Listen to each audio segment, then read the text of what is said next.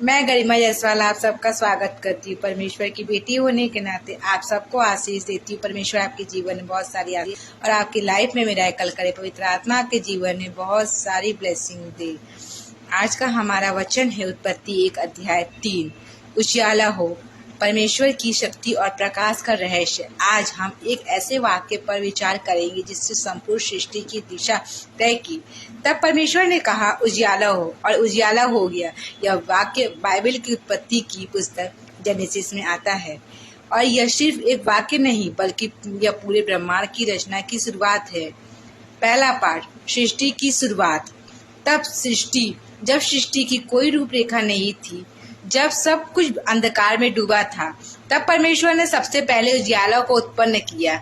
यह हमें बताता है कि अंधकार कितना भी गहरा क्यों ना हो, जब परमेश्वर बोलता है उजियाला हो जाता है। यह सिर्फ भौतिक प्रकाश नहीं था, यह एक दिव्य आदेश था जो अराजकता में व्यवस्था लाया। दूसरा पाठ, कहा कि शक्ति। ध्यान दीजिए, परमेश्वर ने सिर्फ कहा और उजियाला हो गया। यह दिखाता है कि परमेश्वर का वचन सृजनात्मक शक्ति रखता है। उसने कोई औजार नहीं उठाया, कोई सामग्री नहीं जोड़ी, बस बोला और वो हो गया। यह हमें सिखाता है कि शब्दों में शक्ति होती है। हमारे भी शब्द लोगों की जिंदगी में उजियाला या अंधकार ला सकते हैं।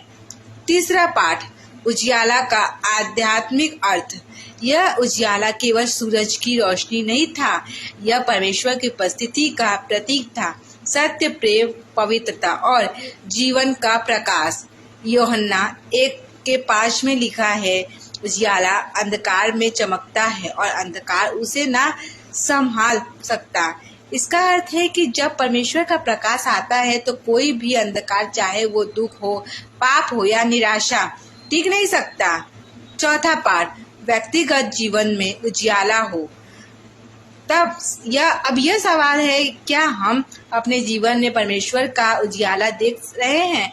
क्या हमारे जीवन में कई अंधकार है? भय, चिंता, गलतियां, नफरत या भ्रम? परमेश्वर आज भी बोल सकता है उजियाला हो हमारे जीवन में, उस अंधेरे कोने में। लेकिन इसके लिए हमें उसकी आवाज सुनने को तैयार होना होगा। उसके वचन पर विश्वास करना होगा।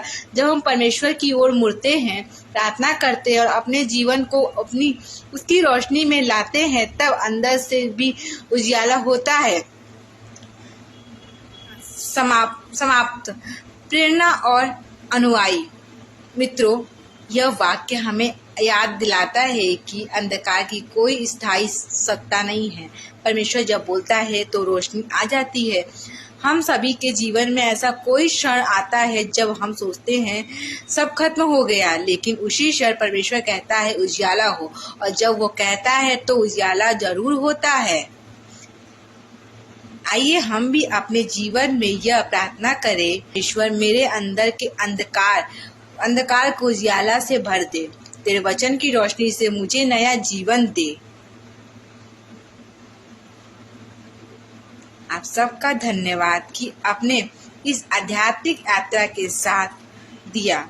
याद रखिए, चाहे परिस्थितियां कैसी भी हों, जब परमेश्वर कहता है उजियाला हो जाता है। परमेश्वर जब बोलता है, हमारे जीवन में भी अंधकार अगर है, परमेश्वर कहता है उसको भी हम प्रार्थना के जरिए उस अंधकार को खत्म कर सकते हैं। इसी के साथ परमेश्वर आप सभी को बहुत आशीष दे। आमीन। जय मसीह की।